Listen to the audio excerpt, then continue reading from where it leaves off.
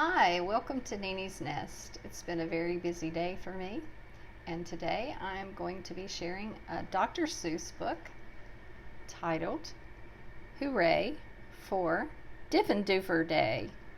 I'm sure you've heard of it. Diffendoofer Day? Did you celebrate it last year?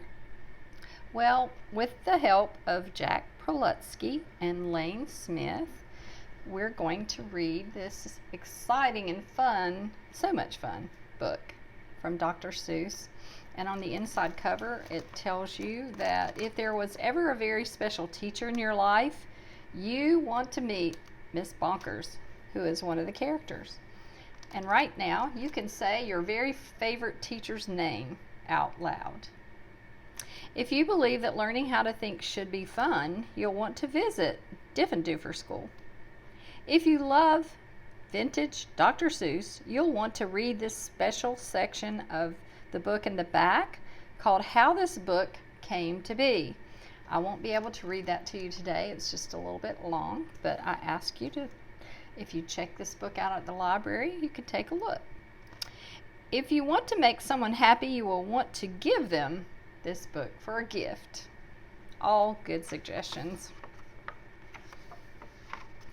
On the title page here, Dr. Seuss, Hooray for Diffendoofer Day, with some help from Jack Prelutsky and Lane Smith.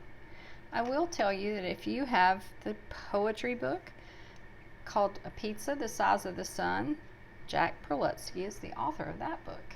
I have that one, and I should share some poems from it someday soon. Okay, let's get ready to read. I've always lived in Dinkerville. My friends all live here too. We go to Diffendoofer School. We're happy that we do. Our school is at the corner of Dinkzuper and Dingzot. It looks like any other school, but we suspect it's not. I think we're learning lots of things not taught at other schools. Our teachers are remarkable. They make up their own rules.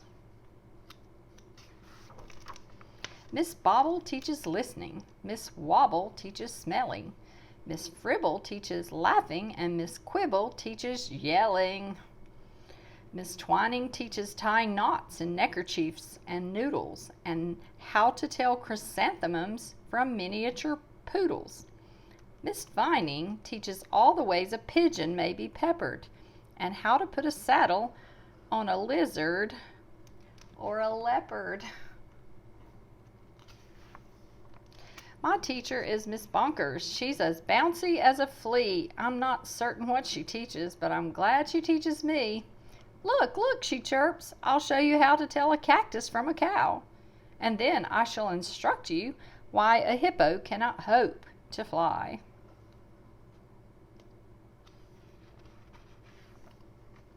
She even teaches frogs to dance and pigs to put on underpants. One day she taught a duck to sing.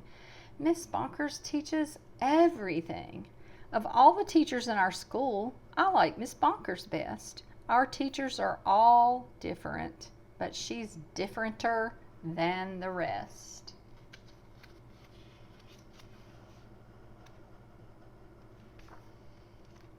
We also have a principal. His name is Mr. Lowe.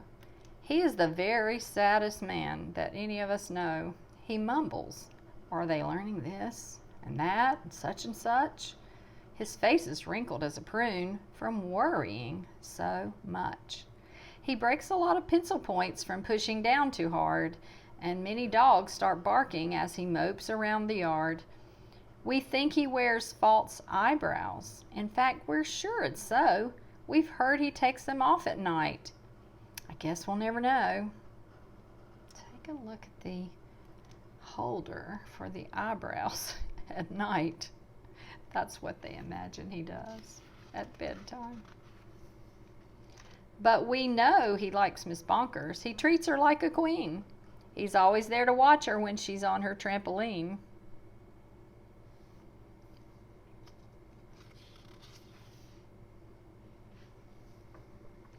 There are many other people who make Diffendoofer run. They're utterly amazing. I love every single one. Our nurse, Miss Clot, knows what to do when we've got sniffles or the flu. One day I had a splinter, so she bandaged me from head to toe. Mr. Plunger, our custodian, has fashioned a machine, a super flooper-doo. It helps keep the whole school clean. So here's Mr. Plunger. He's even wearing a plunger on his head.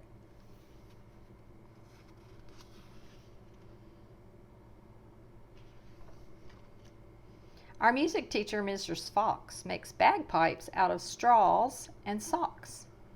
Our art instructor, Mr. Bees, paints pictures hanging by his knees. Now that's different. Does anybody see green eggs and ham right here?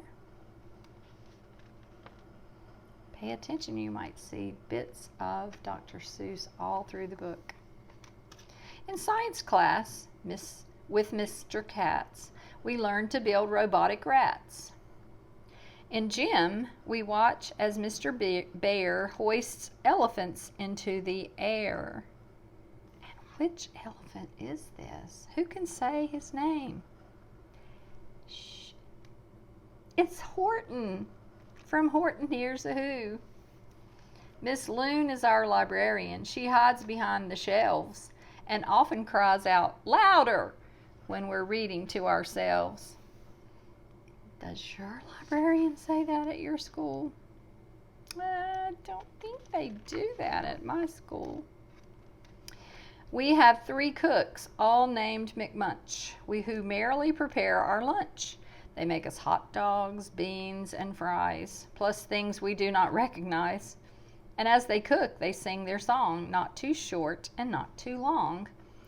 Roast and toast and slice and dice, cooking lunch is oh so nice.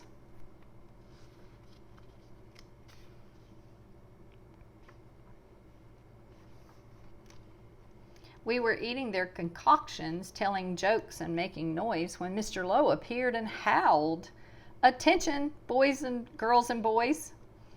He began to fuss and fidget, scratch and mutter, squeeze. Excuse me, let me read that over. He began to fuss and fidget, scratch and mutter, sneeze and cough. He shook his head so hard we thought his eyebrows would come off.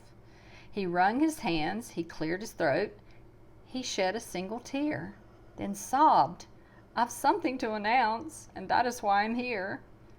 All schools for miles and miles around must take a special test to see who's learning such and such, to see which school's the best.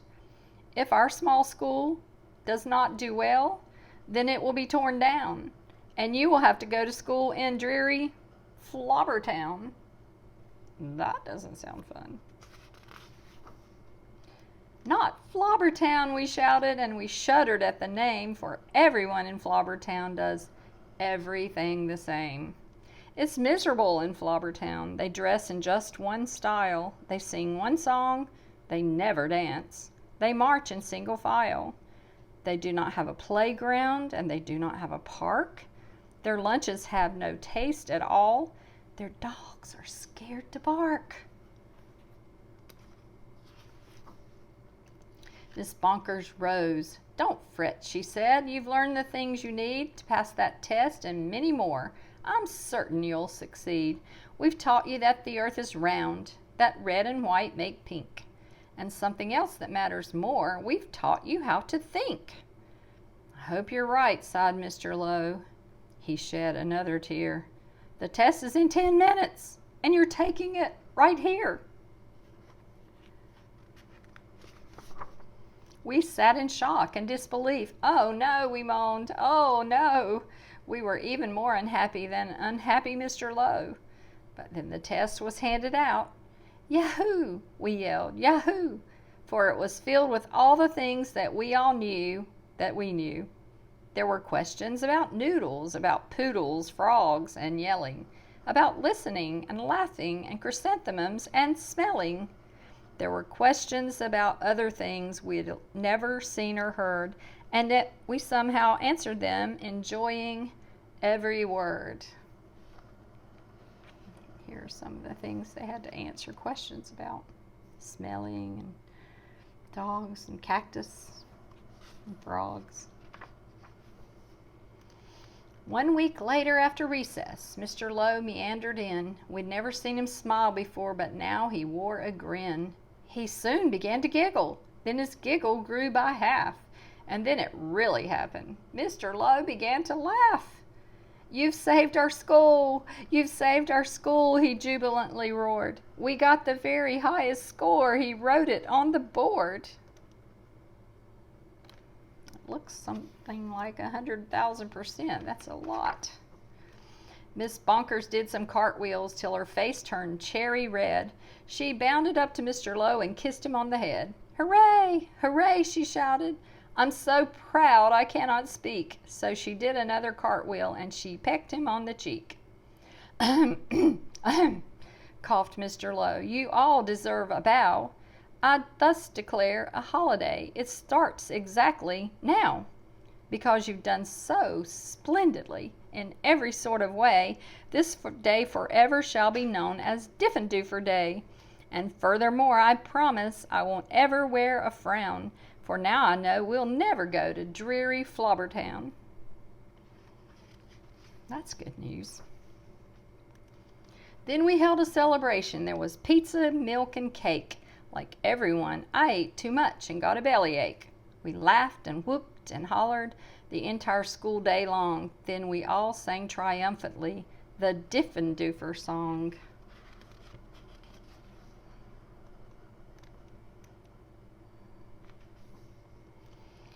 "We love you, Diffendoofer School, we definitely do. There surely is no other school that's anything like you. You're gribulous, you're grobulous, each day we love you more. You are the school we treasure and unceasingly adore. Oh, finest school in Dinkerville, the only one as well. We love you, Diffendoofer School, much more than we can tell. You are so Diffendooferous, it gives us joy to say 3 cheers for Diffendoofer School. Hooray, hooray, hooray." Oh, such a fun story. So many fun characters. And this is the section at the back that's telling how this book came to be. And then you see some information about Dr. Seuss, who is no longer with us, but Jack Prelutsky, still writing books. He wrote The Pizza the Size of the Sun and some others. And Lane Smith actually does doodles for Stinky Cheese Man. Some of you may know that. And James and the Giant Peach, he worked on that one as well. Such a wonderful book by Dr. Seuss. Please hit like and subscribe to the channel, and also choose notifications on every single story, because I read on Monday, Wednesdays, and Fridays, and sometimes I read an extra day. And I just love to know that you're out there listening and going to the library and getting some books for the summer. Enjoy the rest of your summer week this week, and get back here on Wednesday for story time. Goodbye.